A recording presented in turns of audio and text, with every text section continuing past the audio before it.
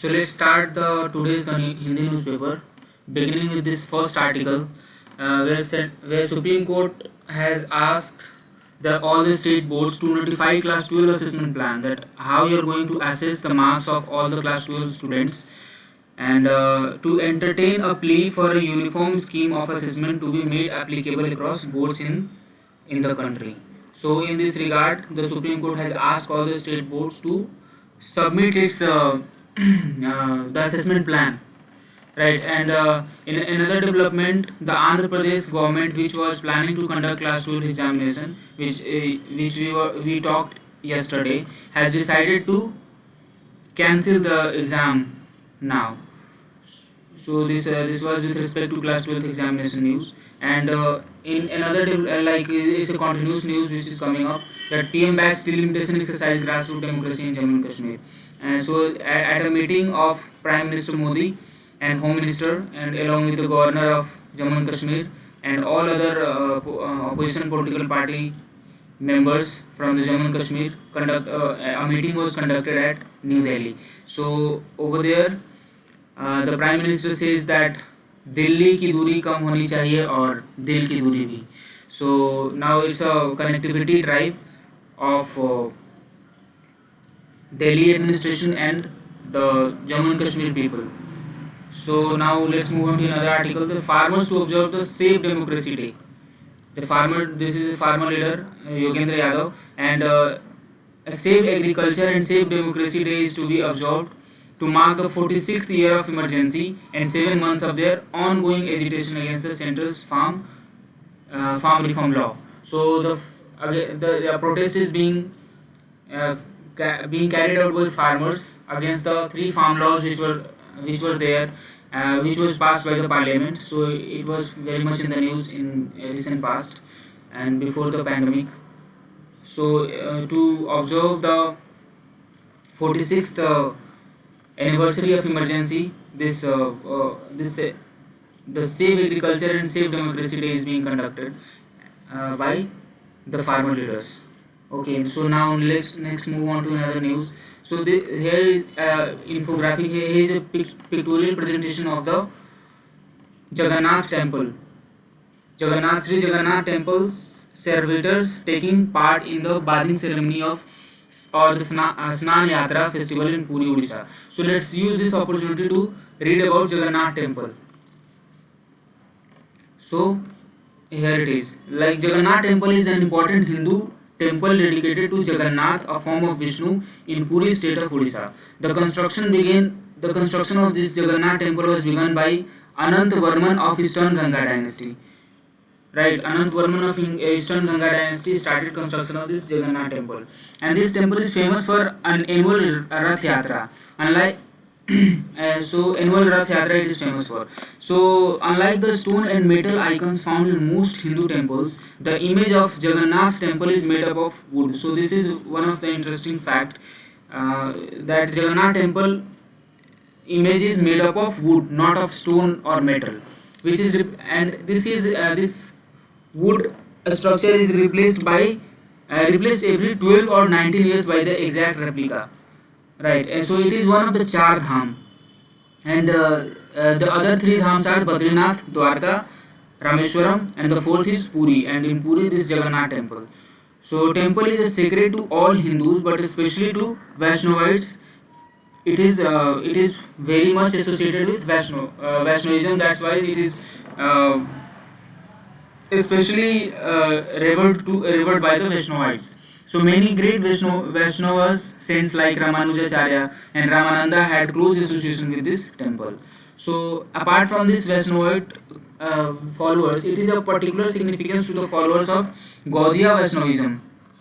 This Gaudiya Vaishnavism was founded by the Chaitanya Mahaprabhu, and he was attracted to this deity Jagannath, and he lived in Puri for several years. Right. So this was about Jagannath temple. Now let's move on to another article. The DU final year class to begin from July 20.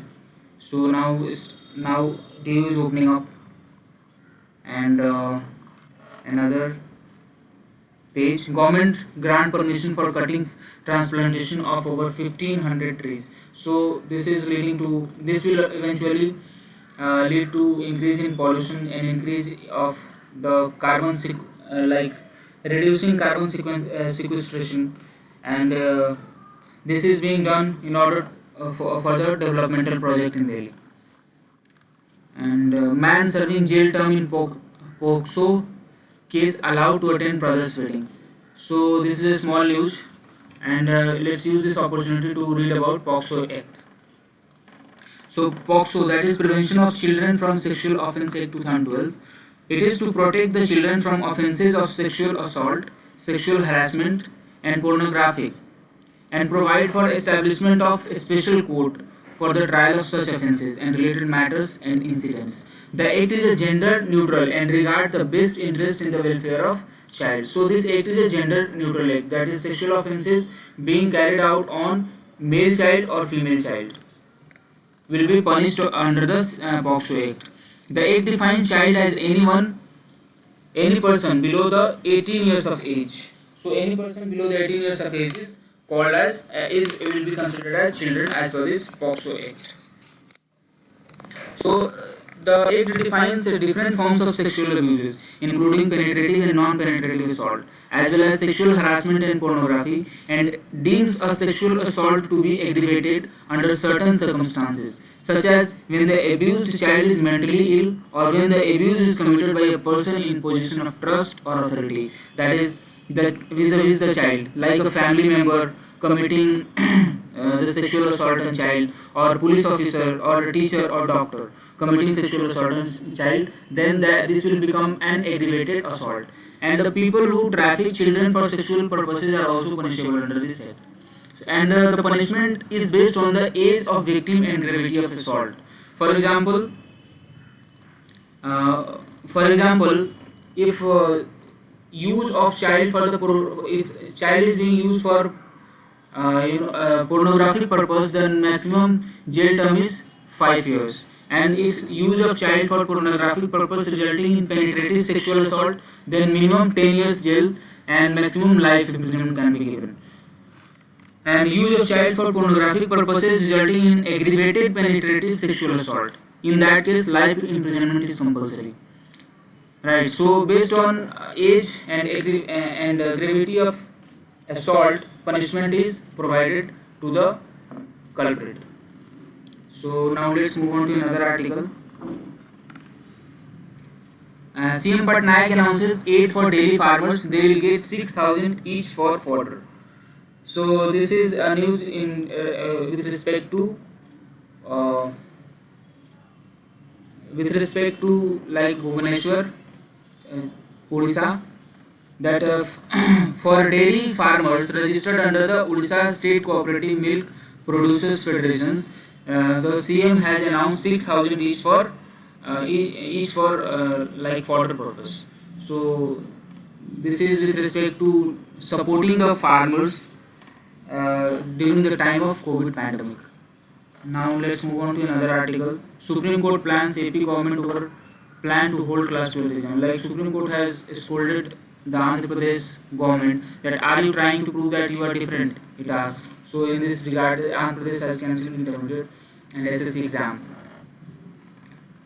Now there is not much of news with respect for any exam purpose. So in this editorial, the editorial is written by Himanshu. The editorial is for rural economy, that rural economy can jumpstart a revival.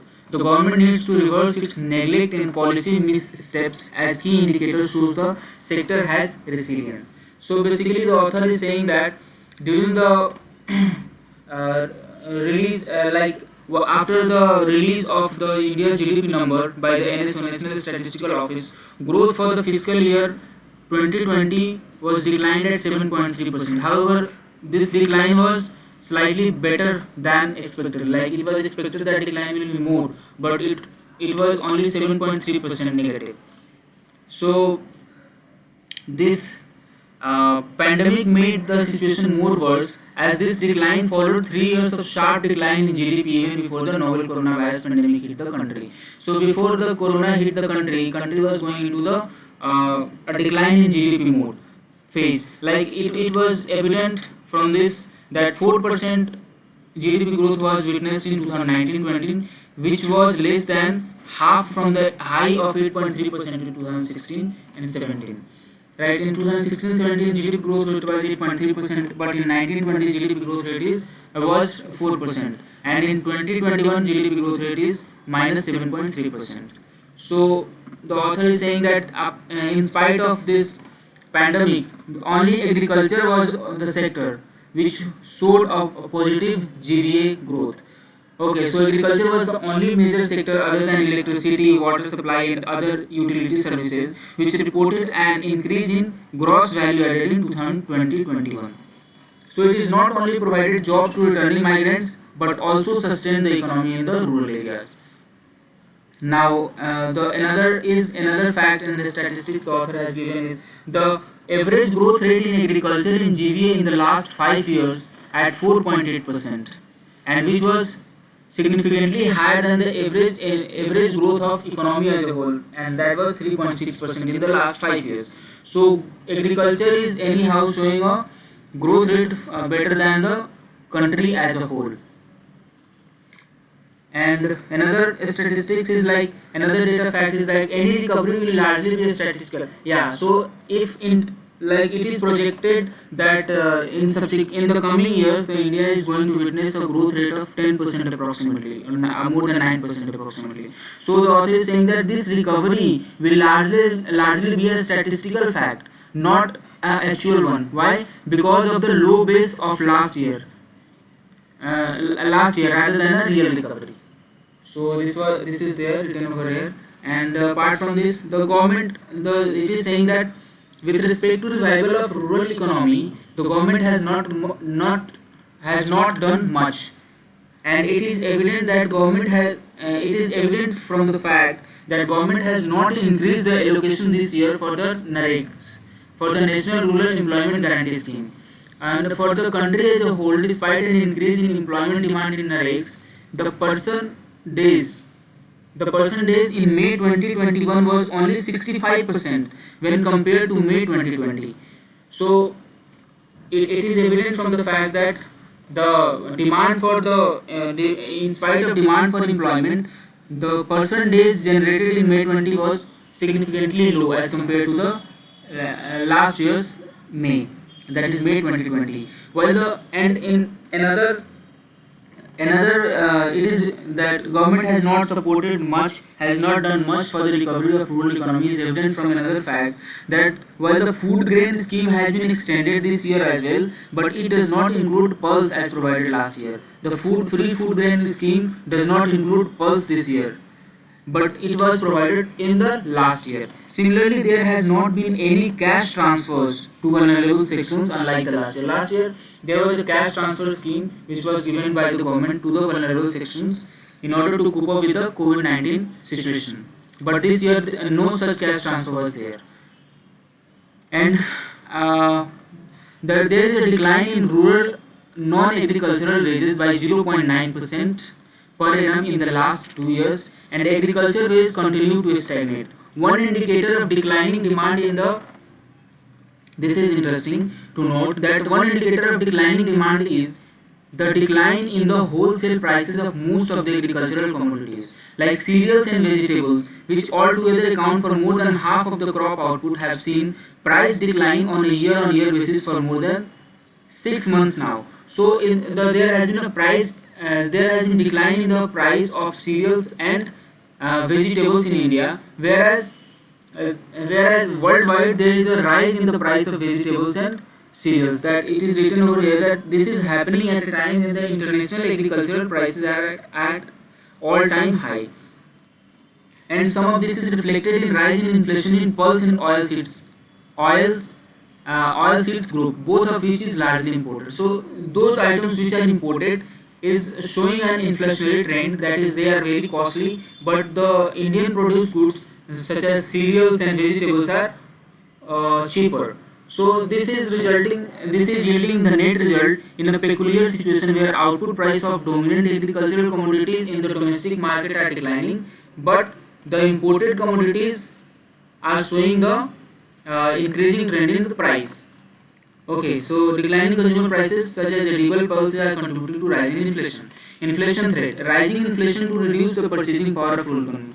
This is obvious that if inflation will increase, then purchasing power of the economy will decrease. So the rise in input prices for diesel has all. So now author is saying that how the government policies or the economic situation is being worse for the farmers. So in this regard, it is the author Himanshu is saying that the rise in input prices for diesel has already contributed to rising input cost, but in input cost like diesel price is increasing. That's why all the input cost is also increasing for the farmers. Apart from this, there has been increase in input cost. There is a recent increase in fertilizer price for the most of the complex fertilizers, and it has also added to the misery of the farmers. Now, rising inflation in international commodity prices also threatens the rural non-farm economy. A measure of the rural non-farm sector already struggling from low demand has now seen its profit margins getting impacted due to increase in the cost of raw material. So, as much imported goods will cost, the profit margin will reduce automatically. So the rural areas have been lagging behind in overall data. So what is the way forward? That how this can be, how economy can come on the path of recovery. So the only solution is vaccination, that is speeding of vaccination. But unfortunately, the rural India has been lagging behind in overall rate of vaccination. So this is the author is suggesting that urgent intervention is needed, is very necessary to support the economic revival, but also to prevent another humanitarian crisis in the India, especially in rural Indias. And this time, the humanitarian crisis will be due to economic mismanagement, not due to pandemic. Now, in another news, another article is with respect to India and Africa relations, that is staging a comeback, re-engineering India's Africa policy. New Delhi needs to make a new commitment, developing and deepening links in health and space and digital economy. So here, few very important data facts are there. Right. So we'll go into that. We'll see just the data and the facts. The macro picture, that India-Africa trade is on a decline. In 2020-21, India's export to and import from Africa has declined. Like India export to Africa has declined by 4.4%, and India's import from Africa has declined by 25%. And that's why the overall the bilateral trade value has been declined significantly.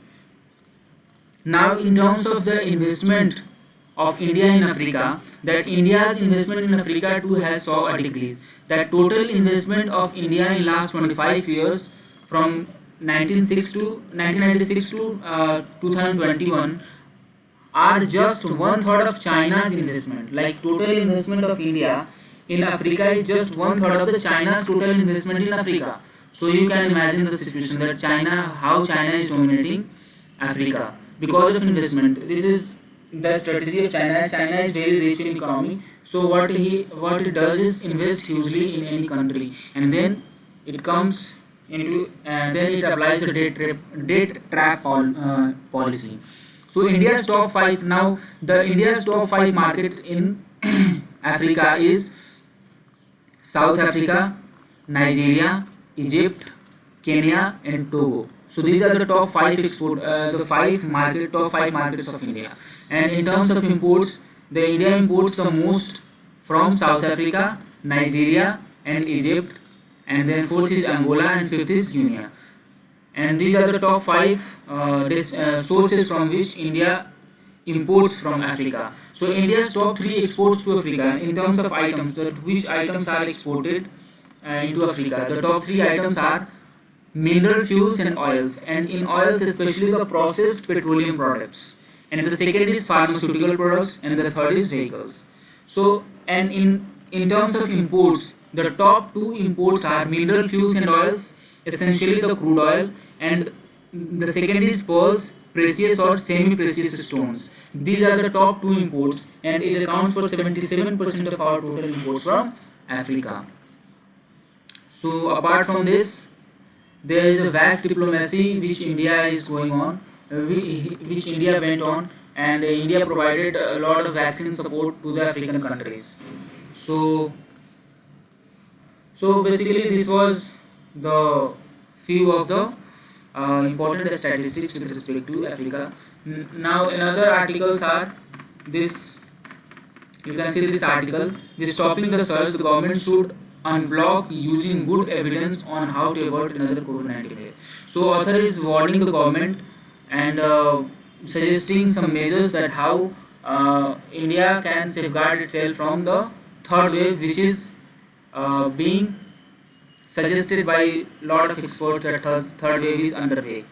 And deserving winners, this is with respect to sports news that New Zealand won championship like the test championship with India. So in another article, can the CBSE plan objective assess a student of class 12? So this we covered on the first page. So this is an interview of two of the professors, of one of from DU and another from the Karnataka. Protecting prisoners' right. Overcrowding in prison has put several inmates at risk of COVID-19 infection and death. So this is with respect to overcrowding in prison. Now there is not much of news with respect to exams. This we have already covered.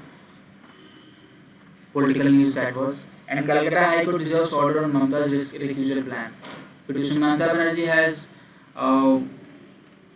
filed a petition to the High Court and asking for like recusal of the case with respect to Nandigram, and she has pleaded to the court for transferring this case to another bench.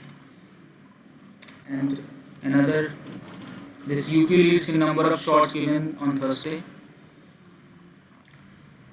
And here is the Black Sea. Yeah, Russia UK spar over Black Sea incident. So let's use this opportunity to read about Black Sea. So Black Sea is drains into Mediterranean Sea via the Aegean Sea and various straits. The Bosphorus Strait connects to the Sea of Marmara, and the Strait of Dardanelles connects to the sea on the Aegean Sea region of Mediterranean.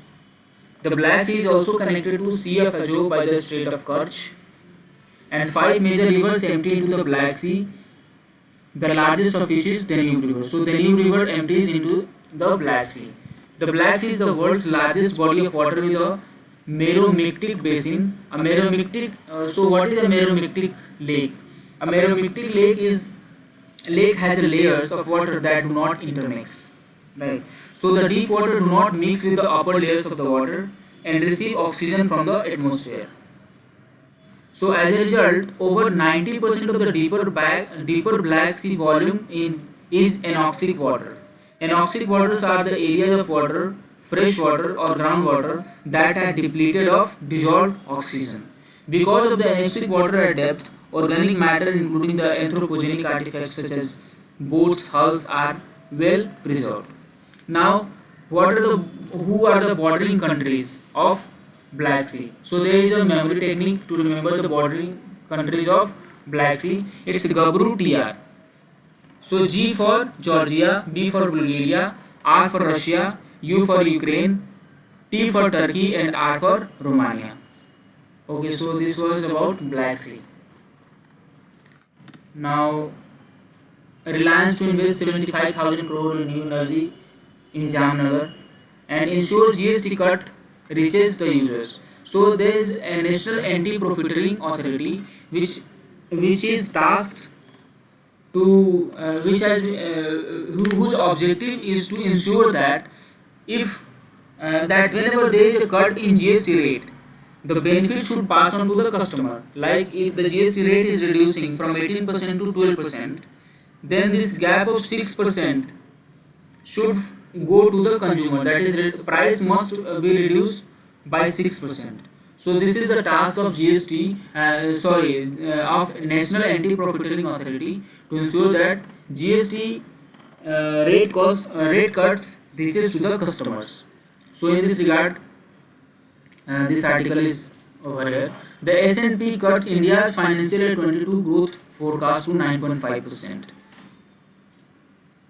So this S&P is a global rating agency which has forecasted that India will be growing at in financial year 22 at the rate of 9.5%. So yeah, this was all about. We had largely covered all the major news for today's newspaper. Thank you.